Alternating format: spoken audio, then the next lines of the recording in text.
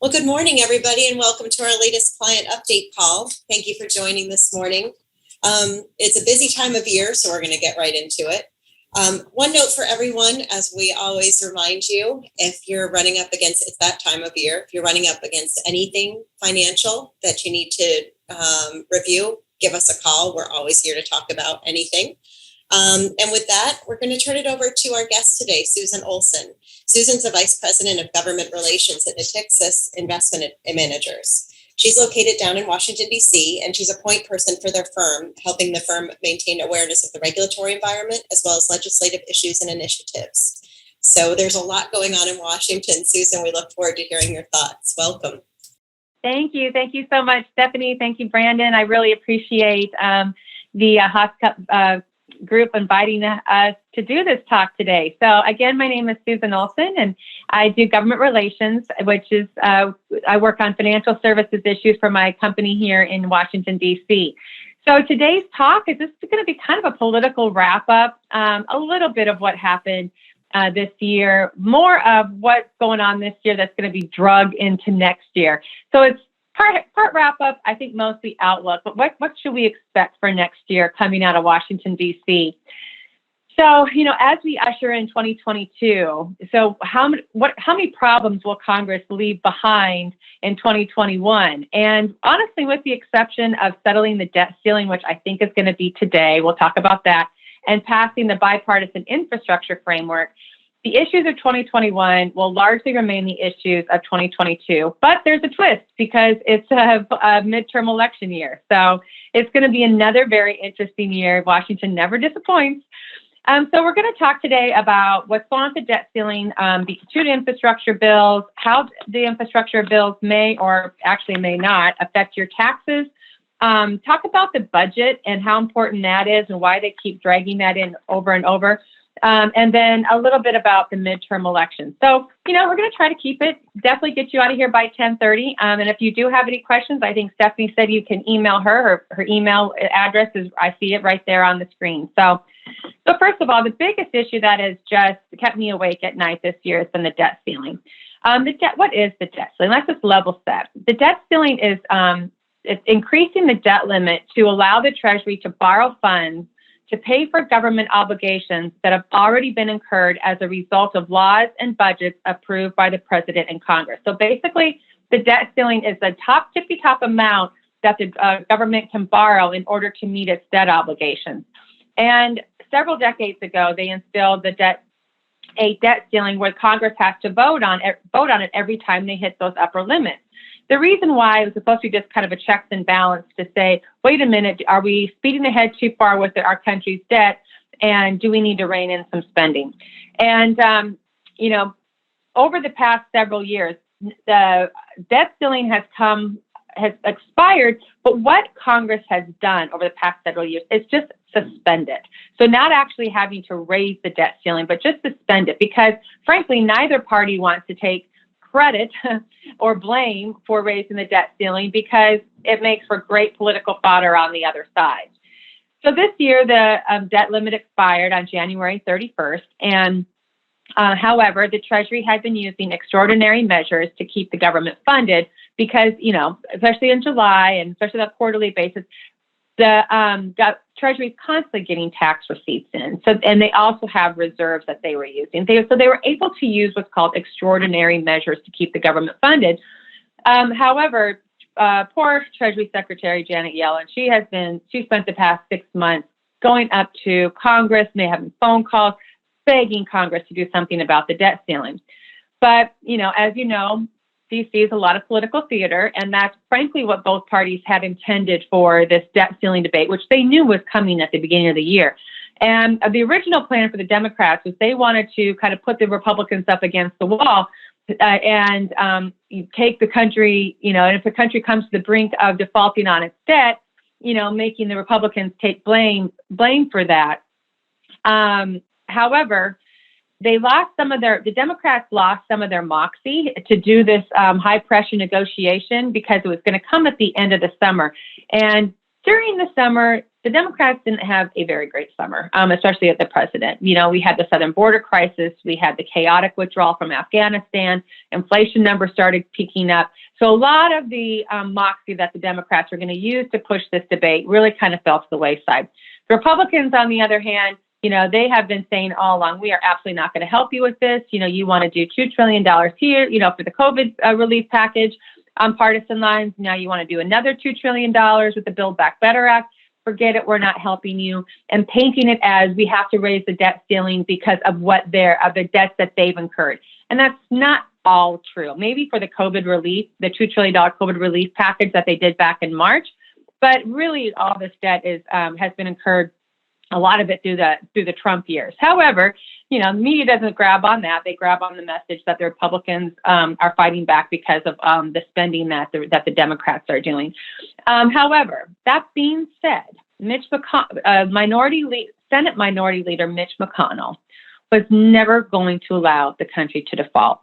He was going to play his political hand. He was going to play his political theater as well, although he was never intended for the government to default. So back in October, Janet Yellen, when she goes up to Congress to beg for help, she gives Congress an X date, the absolute final date that the Treasury can keep the government funded.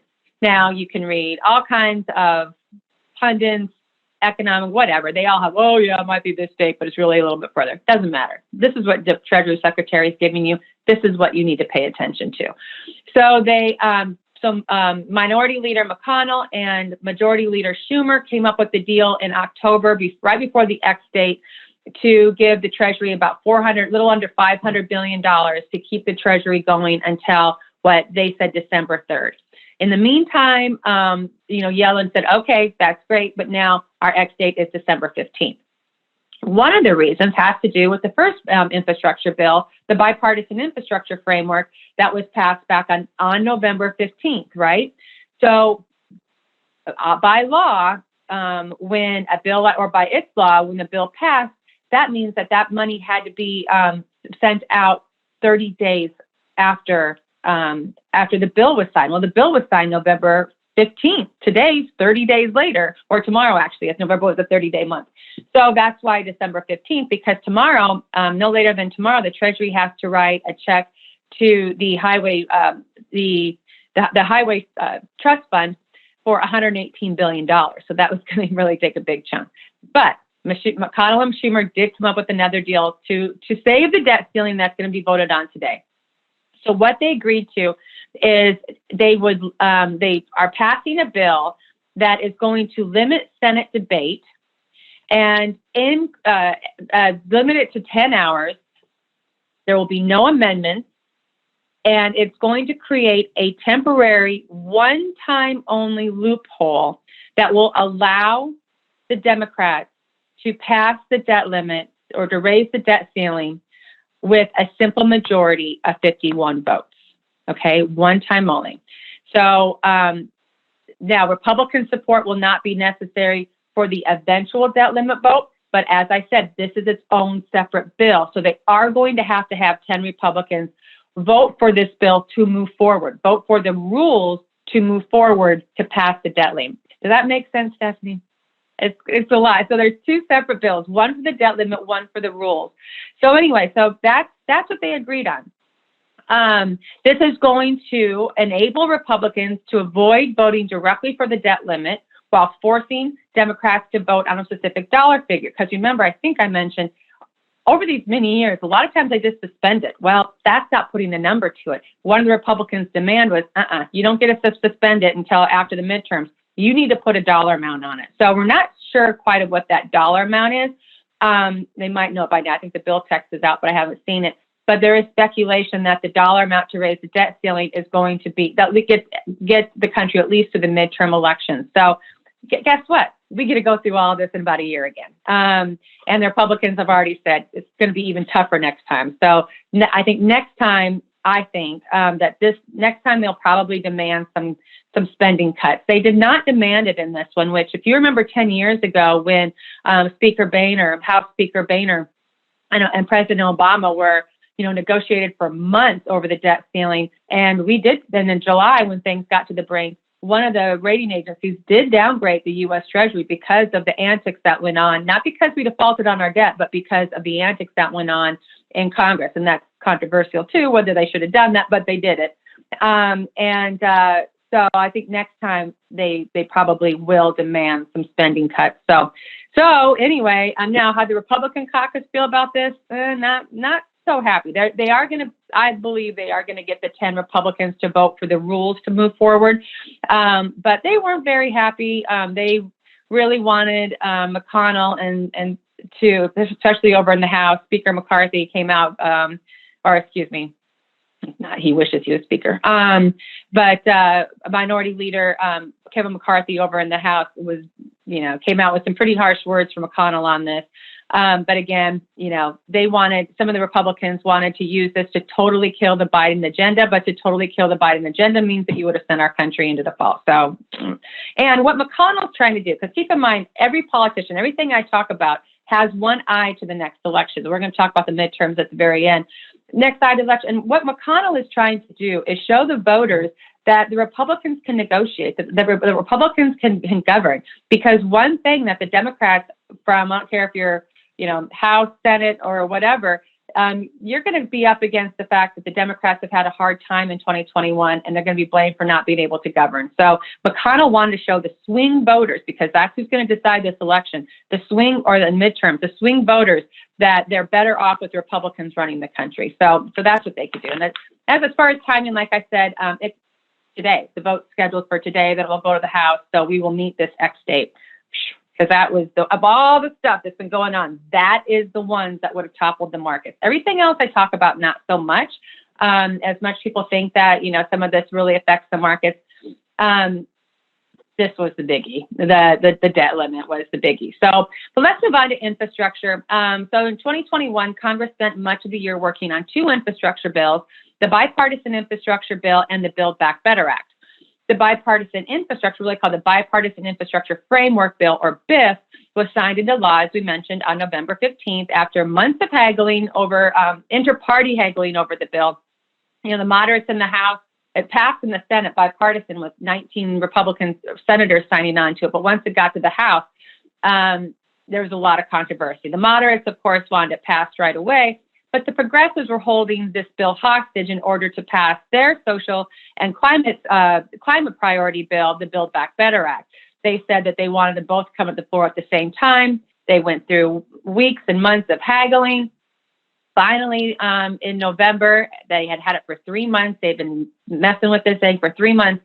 They finally passed it by the leadership giving the progressives a promise that they would pass the Build Back Better Act, and frankly, a good talking to that the Democrats needed to win, and that they needed to stop fighting over this thing because it looked really bad for the party. So they did pass it in the House, but now it's over in the Senate, where it has stalled. Now, Senate Majority Leader Schumer has promised to put it to a vote by Christmas, but friends, this is going to be a very tall order. As we record this, it is the 14th of December, and that leaves them about 8 days to pass this. And right now, the Senate is broken up, as I'm sure you've heard a million times, 50-50, 50 Democrats, 50 Republicans. So the Democrats would come out with Vice President Harris being the tie-breaking vote. So they need the Democrats need every single Democratic senator on board. And so it only takes one to put the brakes on the bill. And that one right now is Senator Joe Manchin.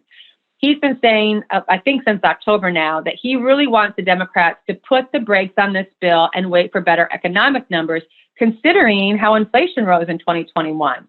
A quote from him yesterday, it's real, it's not transitory, it's alarming, it's going up, not down, he said about inflation. And I think it's something we should be concerned about. Joe Manchin met with the president yesterday and said they had a nice conversation, that they'll have some more. But, he just has said over and over that the unknown is very, very great. And these are all concerns. And, he's wanted to put the brakes on this, and he has the power to do it. So I think, it's like I said, it has a really tall order. The other thing, and Stephanie